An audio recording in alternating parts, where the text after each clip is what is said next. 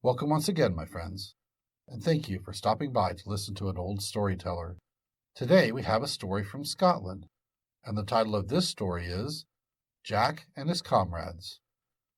There was once a poor widow, as often there has been, and she had one son. A very scarce summer came, and they didn't know how they'd live till the new potatoes would be fit for eating.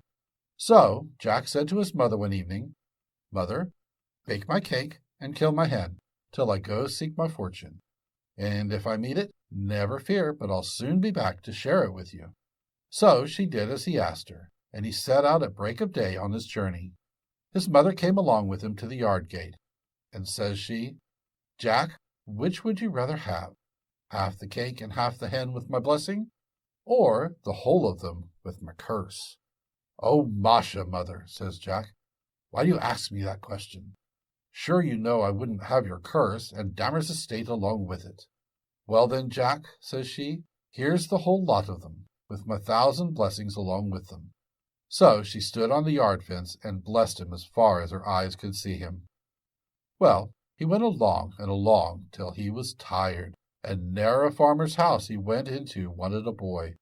At last his road led by the side of a bog, and there was a poor ass up to his shoulders near a big bunch of grass he was striving to come at. "Ah, then, Jack Astor," says he, "help me out, or I'll be drowned."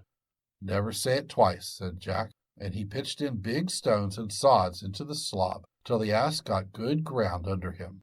"Thank you, Jack," says he, when he was out on the hard road. "I'll do as much for you another time. Where are you going?" "Faith, I'm sure to seek my fortune till harvest comes in, God bless it." "And if you like," says the ass, "I'll go along with you. Who knows what luck we may have?" "With all my heart. It's getting late. Let us be jogging." Well, they were going through a village, and a whole army of gossoons were hunting a poor dog with a kettle tied to his tail. He ran up to Jack for protection, and the ass let such a roar out of him that the little thieves took to their heels as if the old boy was after them. "More power to you, Jack," says the dog. "I'm much obliged to you. Where's the beast and yourself going?" "We're going to seek our fortune till harvest comes in." "And wouldn't I be proud to go with you," says the dog, "and get rid of them ill-conducted boys, pursuing to 'em. Well, well, throw your tail over your arm and come along." They got outside the town and sat down under an old wall, and Jack pulled out his bread and meat and shared with the dog, and the ass made his dinner on a bunch of thistles. While they were eating and chatting, what should come by but a poor half-starved cat, and the moll-row he gave out of him would make your heart ache. "You look as if you saw the tops of 9 houses since breakfast," says Jack. "Here's a bone and something on it." "May your child never know a hungry belly," says Tom. "It's myself that's in need of your kindness. May I be so bold as to ask where yez all going?" "We're going to seek our fortunes till the harvest comes in, and you may join us if you like." "And that I'll do with a heart and a half," says the cat, "and thank ye for asking me." Off they set again, and just as the shadows of the trees were 3 times as long as themselves, they heard a great cackling in a field inside the road, and out over the ditch jumped a fox with a fine black cock in his mouth. "Oh, you anointed villain," said the ass, roaring like thunder. "At him, good dog," says Jack, and the word wasn't out of his mouth when Coley was in full sweep after the red dog.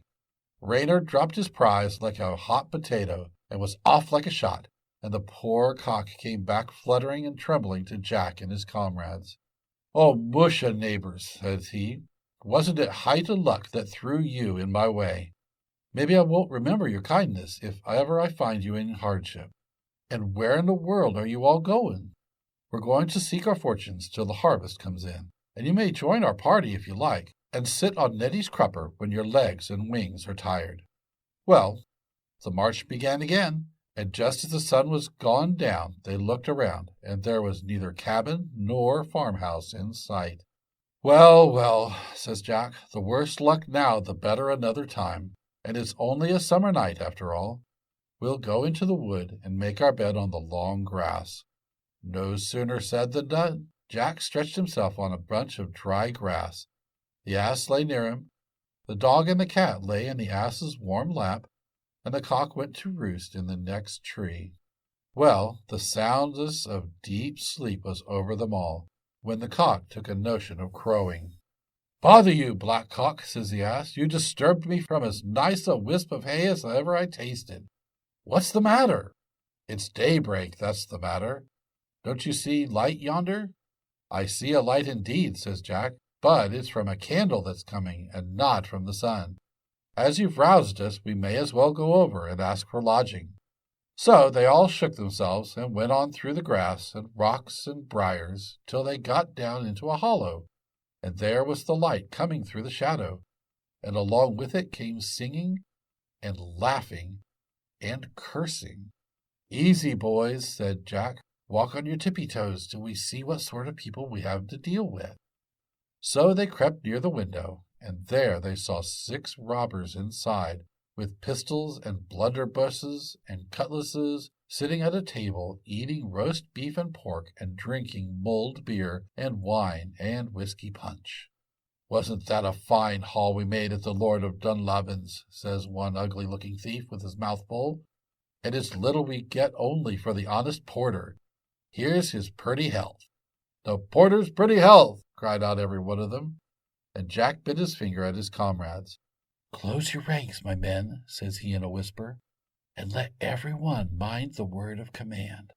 So the ass put his forehoofs on the sill of the window, and the dog got on the ass's head, the cat on the dog's head, and the cock on the cat's head. Then Jack made a sign, and they all sung out like mad. "Hee-haw, hee-haw," roared the ass. "Bow-wow," barked the dog. "Meow, meow," cried the cat. "Cock-a-doodle-doo," crowed the cock. "Level your pistols," cried Jack, "and make smithereens of 'em. Don't leave a mother's son of 'em alive. Present fire!"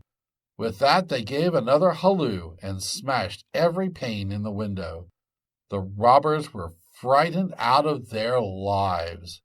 They blew out the candles, threw down the table, and skelped it out at the back door as if they were in earnest, and never drew rein till they were in the very heart of the wood. Jack and his party got into the room, closed the shutters, lighted the candles, and ate and drank till hunger and thirst were gone. Then they lay down to rest. Jack in the bed, the ass in the stable, the dog on the doormat, the cat by the fire, and the cock on the perch. At first the robbers were very glad to find themselves safe in the thick wood, but they soon began to get vexed. "This damp grass is very different from our warm room," says one. "I was obliged to drop a fine pig's foot," says another. "I didn't get a teaspoonful of my last tumbler," says another. "And all of the Lord of Dunlavin's gold and silver that we left behind," says the last. "I think I'll venture back," says the captain, "and see if we can recover anything." "That's the good boy," said they all, and away he went. The lights were all out, and so he groped his way to the fire, and there the cat flew in his face and tore him with teeth and claws.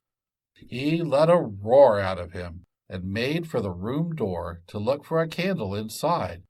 He trod on the dog's tail, and if he did, he got the marks of his teeth in his arms and legs and thighs. "1,000 murders!" cried he. "I wish I was out of this unlucky house." When he got to the street door, the cock dropped down upon him with his claws and bill, and what the cat and dog done to him was only a flay bite of what he got from the cock. "Oh, tattheration to you all, you unfeeling vagabonds," says he, when he recovered his breath, and he staggered and spun round and round till he reeled into the stable, back foremost. But the ass received him with a kick on the broadest part of his small clothes, and laid him comfortably on the dunghill. When he came to himself, he scratched his head and began to think what happened to him. And as soon as he found that his legs were able to carry him, he crawled away, dragging one foot after another, till he reached the wood. "Well, well," cried them all, when he came within hearing, "any chance of our property?" "You might say chance," said he, "and it itself is the poor chance all out.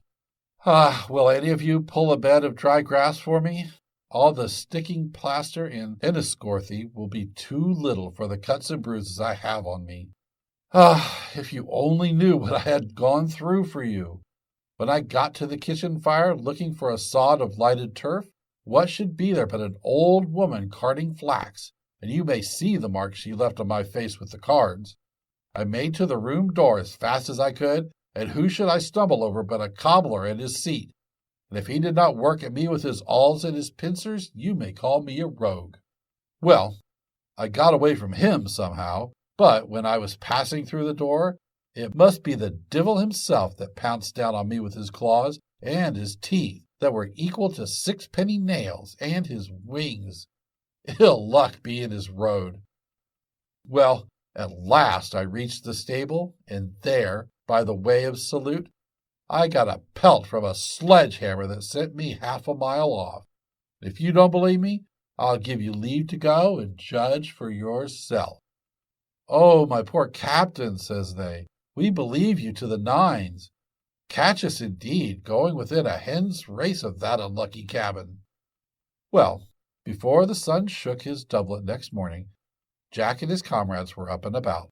They made a hearty breakfast on what was left the night before, and then they all agreed to set off to the castle of the Lord of Dunlavin and give him back all his gold and silver. Jack put it all in the two ends of a sack and laid it across Neddy's back, and all took the road in their hands. Away they went, through bogs, up hills, down dales, and sometimes along the yellow high road, till they came to the hall door of the Lord of Dunlavin. And who should be there, airing his powdered head, his white stockings, and his red breeches, but the thief of a porter.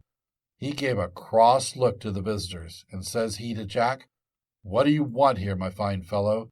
There isn't room for you all." "We want," says Jack, "what I'm sure you haven't to give us, and that is common civility." "Come, be off, you lazy strollers," says he, "while a cat you'd be licking her ear, or I'll let the dogs at you." "Would you tell a body," says the cock that was perched on the ass's head, "who it was that opened the door for the robbers the other night?" Maybe the porter's red face didn't turn the color of his frill, and the Lord of Dunlavin and his pretty daughter that were standing at the parlor window, unbeknownst to the porter, put out their heads. "I'd be glad, Barney," says the master, "to hear your answer to the gentleman with the red comb on him." "Oh, my lord, don't believe the rascal. Sure, I didn't open the door to the 6 robbers." "And how did you know there were 6 robbers, you poor innocent?" said the lord. "Never mind, sir," says Jack. "All your gold and silver is there in the sack, and I don't think you would begrudge us our supper and bed after our long march from the wood of Asalach." "Begrudge, indeed! Not one of you will ever see a poor day if I can help it." So all were welcomed to their heart's content, and the ass and the dog and the cock got the best posts in the farmyard, and the cat took possession of the kitchen. The Lord took Jack in hands, dressed him from top to toe in broadcloth and frills as white as snow, and turnpumps, and put a watch in his fob. When they sat down to dinner, the lady of the house said Jack had the air of a born gentleman about him, and the Lord said he'd make him his steward. Jack brought his mother, and settled her comfortably near the castle, and all were as happy as you please. Thank you once again for listening to this story.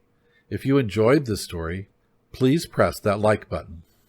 Also, please help an old storyteller out by subscribing to my channel. The next story will be posted in a few days, so until then, may your story continue to be a good one.